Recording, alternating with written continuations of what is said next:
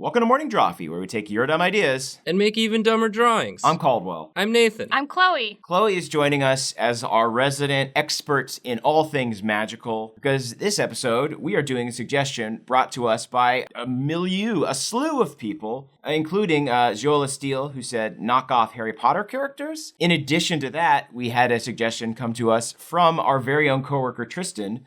Tristan says on Slack, the interoffice messaging program. What does he say, Nathan? He slacked me and said, the new Harry Potter book is coming out. It's this crazy sequel that reads like fanfic. So maybe new Harry Potter characters. So yes, Chloe is joining us as our Harry Potter expert to help us along, to guide us like our Lumos lit wand through the darkness that is the Harry Potter world. Chloe Cole of Dorkly.com. Exactly. We know a bit about Harry Potter, but Chloe, I think you're by far the expert. You've read Cursed Child? Yeah, I read Cursed Child this weekend. Is it cursed or cursed? I think it's cursed. Like, I'm sticking with that because it sounds fancier. Cool. Exactly. And like, I say Philosopher's Stone. That's okay. where I'm at. I like that's the distinction between the books in English and American, is it's cursed in American, but in England it is cursed. Right, exactly. And they really drag it out.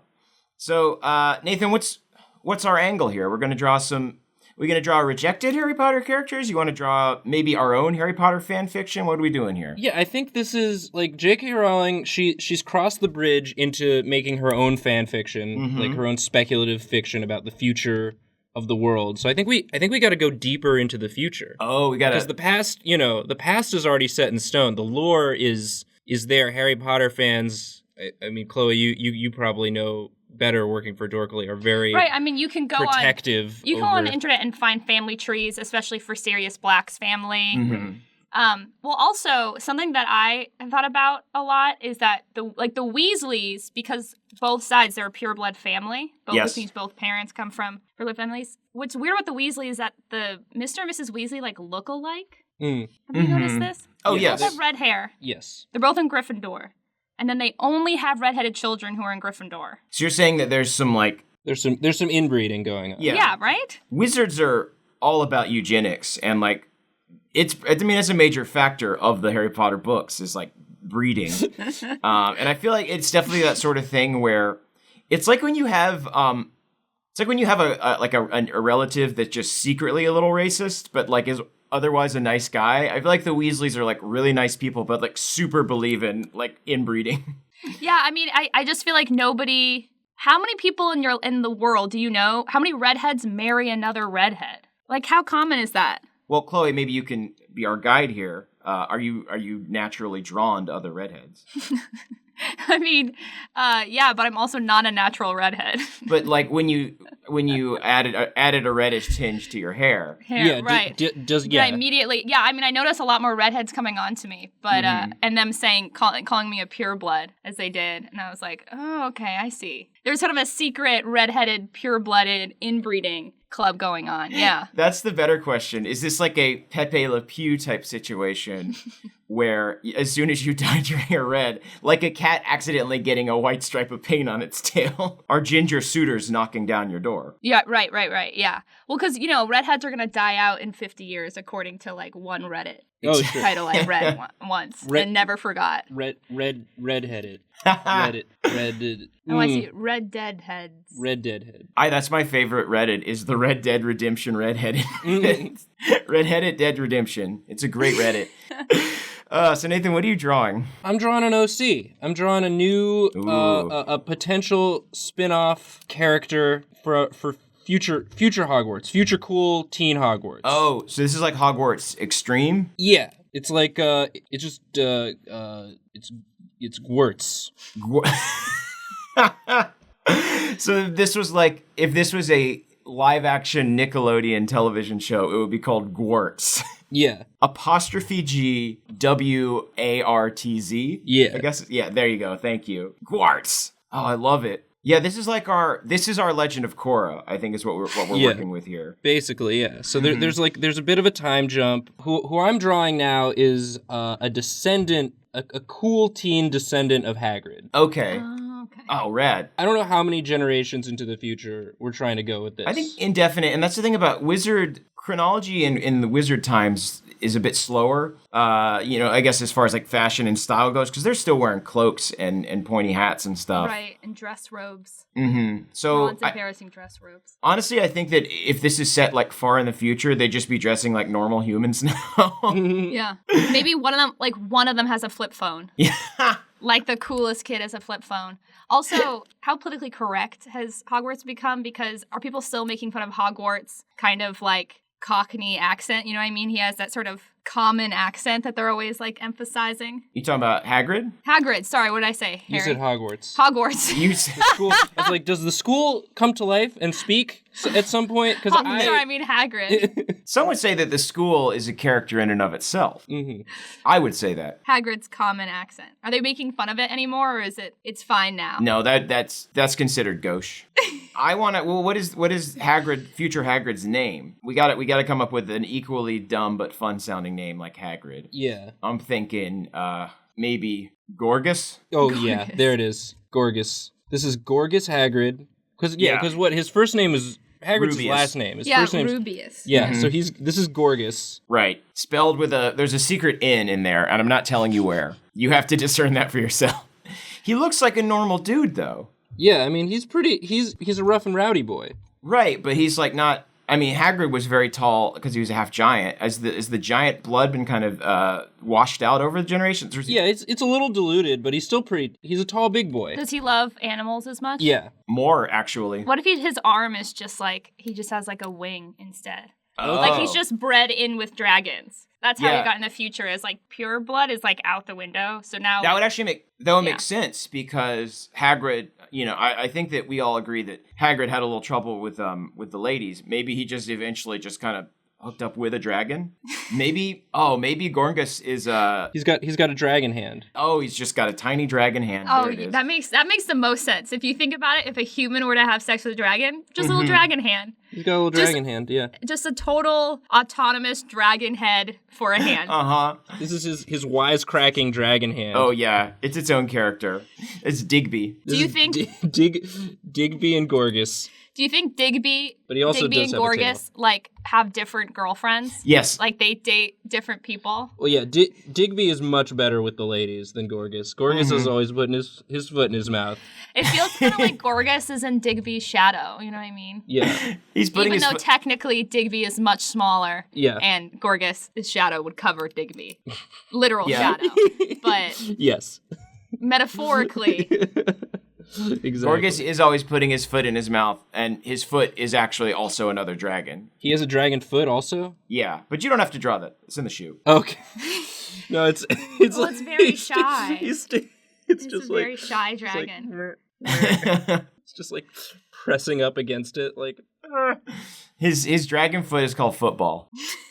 Muggle names kind of became in vogue for a while, Right. but they kind of gave them like basic. They didn't quite get what the Muggle naming convention was, so they just named. Yeah, they just started naming people after Muggle artifacts. So yeah, Right. that dragon's Yeah. name is Football. At one point, they were like, Rubber Duck Weasley. You Yeah. know, that was probably the grandson of Ron Weasley. rubber duck. Rubber Ducky. So I've heard that in The Cursed Child, Draco Malfoy's son is a character. Yes, his name is Scorpius. No, it's not. It is. No. Yeah, I mean, and also there's a lot about, why does Scorpius have it so hard in school? And it's like, maybe we could have gone with a name that wasn't just like, take an animal, a like scary animal name, and add ES to it. Yeah, maybe, yeah. That's why Rubber Ducky Weasley's having no problem, but Scorpius is getting beat up on the wreck. Scorpius! It'd be like Electric Elias. Yeah, That's his little brother. It's like, why would you? his little brother, yeah. Nathan, you just drew a cool dragon version of yourself. Yeah. BT dubs. This is Nathan Hagrid. This is my own OC. Please do not steal. Nathan Hagrid. Yeah, he's got one little wing too. Oh, sure. Obviously. God, he's just a real disaster. Yeah, he's a bad boy. Mm-hmm. He's always getting into trouble. Can he like manipulate and control how much of himself is a dragon, or is it kind of like maybe he's going through dragon puberty? Oh yeah, he's constantly getting new dragon parts. Yeah, absolutely.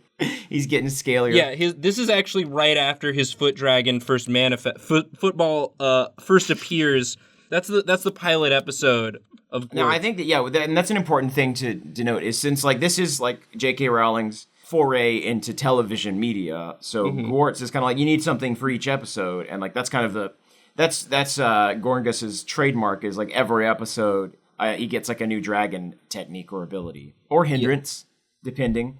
Like, he gets some, like, pimples that breathe fire. It's like a lot of fun wizard shit. You're gonna love it. His acne episode, the school photo episode in general is one of the best ones. Oh yeah, like everyone's character game sort of gets manifest. Do you think instead of a wet dream, he just like lays a dragon egg?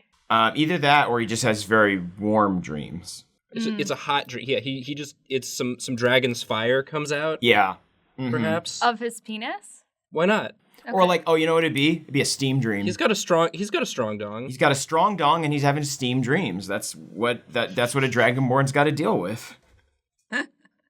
He wakes up and his sheets are perfectly pressed. This is Hagrid. This is This is Gorgus. This is Gorgus. This is number one good boy Gorgus. Yeah. Digby and football. Digby and football. Yes. And others potentially. And others that are coming. We don't know. Yeah, Caldwell, you gotta fill out Gortz. Save it for season 2. Can I draw some more Gortz characters? Yeah, please.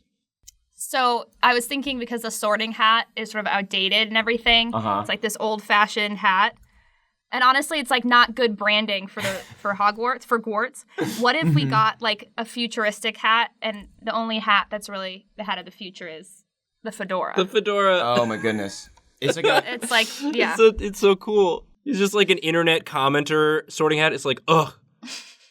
All these fake wizard students coming into Hogwarts. It's like a very kind of Back to the Future Part 2 vision of a future. So the fedora is like really, it's like made of metal. I think it's like made of like an advanced material. Right. Yeah. So I'm continuing on with our talk earlier about wizard inbreeding. Oh. Right, yeah. Well, specifically the Weasleys. I just want to say again, the Weasleys are inbred and people aren't talking about it. Yeah, I mean, are the Malfoys as well, or is there... The Malfoys are definitely, but they're talking about it. Okay. Yeah. They're talking about it, but they're not... I mean, this is, this is this is an illness that plagues all of society, as they're talking about it, but they're not doing anything about it. I see. Last thing also is, like, the Malfoys are inbred, but people are like, that's our second concern. The first concern is your Death Eaters. Like, let's figure that out. Let's figure that, yeah. Then we'll talk about inbreeding after that. But number one, please stop killing Muggles. Well, let's start there. So they got the Muggle thing under control, but they are just still working on the whole inbreeding thing. Haven't quite figured it out this generation. With the latest, this is, I guess, Scorpius is, probably great-great-grandson. Evilius? Oh, no. I mean, he doesn't have, like, an upper lip. There's just, like, no... No, it just goes right in there. Goes right into the mouth. Everything he eats passes by his nose. Yeah.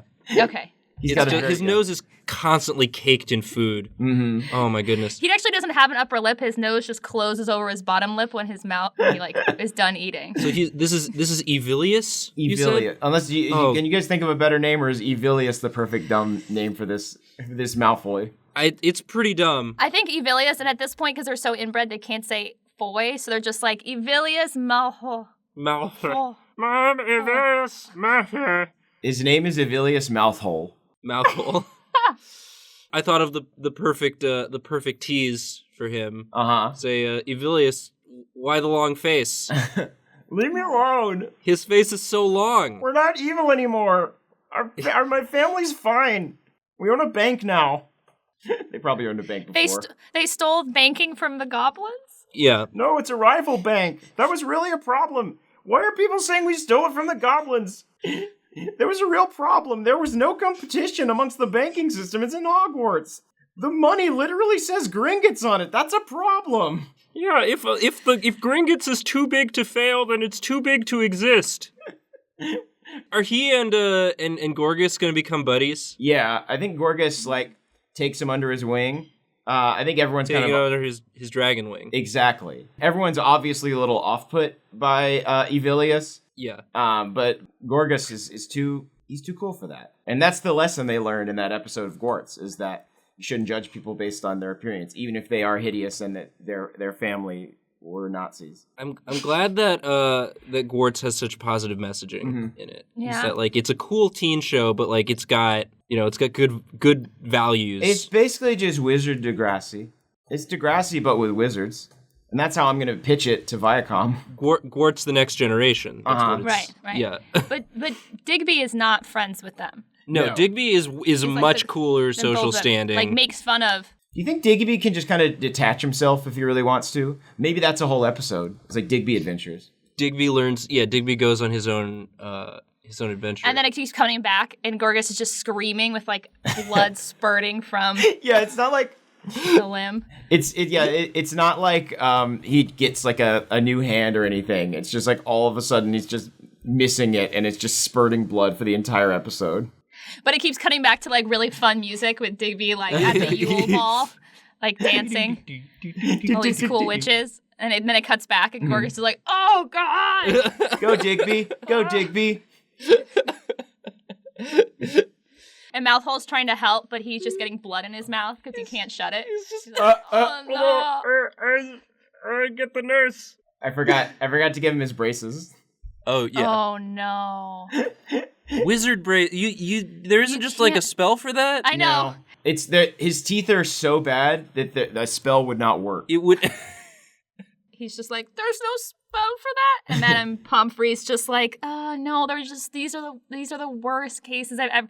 Literally, if I were to use a spell on your teeth, they would fall out. Yeah, his mouth is so bad.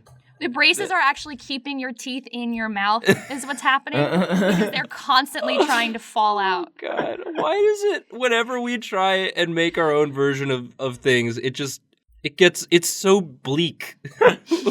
We have such a grim vision of the future. It's like we're gonna make a cool Hogwarts teen school, and our character is like one is in pain. You can't tell from his picture, but like he's constantly in pain because his dragon arm keeps leaving. Right. I mean, I think Digby's rocking the whole thing. Okay. If we focus on Digby, it's a cool time. It's a cool, fun time at Hogwarts. Yeah, all right. So, I forgot to draw. Let me draw the sorting fedora. The sorting fedora. Yeah, let me draw that. And I want to end this on, I feel like it would be an injustice to not draw one of Voldemort's lineage. Sure. Because I don't know if Voldemort fucks. Like, I could see him being like one of those weird male wizards who's like, kind of like sees sex as like something that's beneath them. And that's like how they justify the fact that nobody wants to sleep with him. Sure. Or if he's, I see Voldemort as kind of a beta, to borrow the term. Are you saying Voldemort's totally red pill? He's totally... Yeah. Absolutely. It'd be really funny if like all of the time while Voldemort is saying things like, everyone should be pure-blooded and muggles are filth, he's also just like, and women don't appreciate good gentlemen like me. He just like throws it in there and the Death Eaters are like, what? Okay. Sure. They just ignore that part. Eventually he did find, he settled down.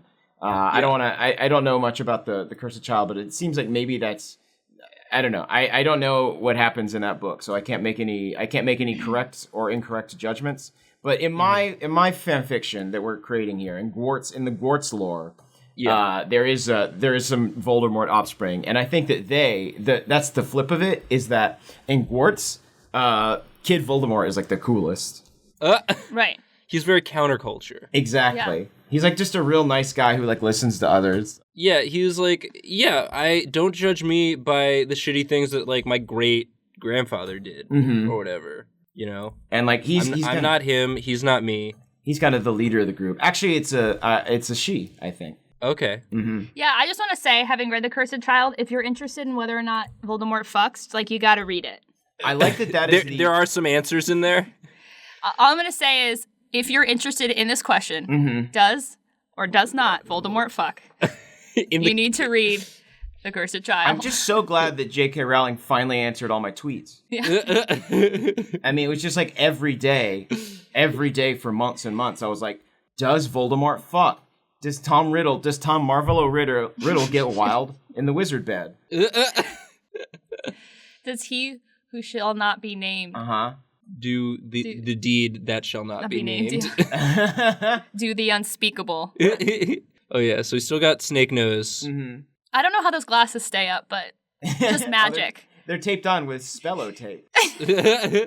That's a deep cut.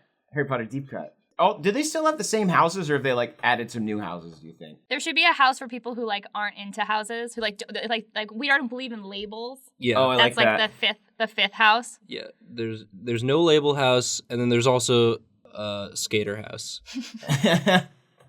Yeah, it's just like what's the chill house? I guess that would be Hufflepuff, but like Hufflepuff is.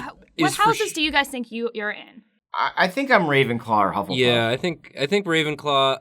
I don't know. Maybe Good. I think as a teen, I would probably have been in Ravenclaw. I think now I'd probably be more of a Hufflepuff. See, there's this like horrible plague in the office. Yeah. Where all the dudes I work with, Nathan included, are all like, "Yo, I'm in Hufflepuff," and they try to pull it off like Hufflepuff's cool, and I'm like, absolutely.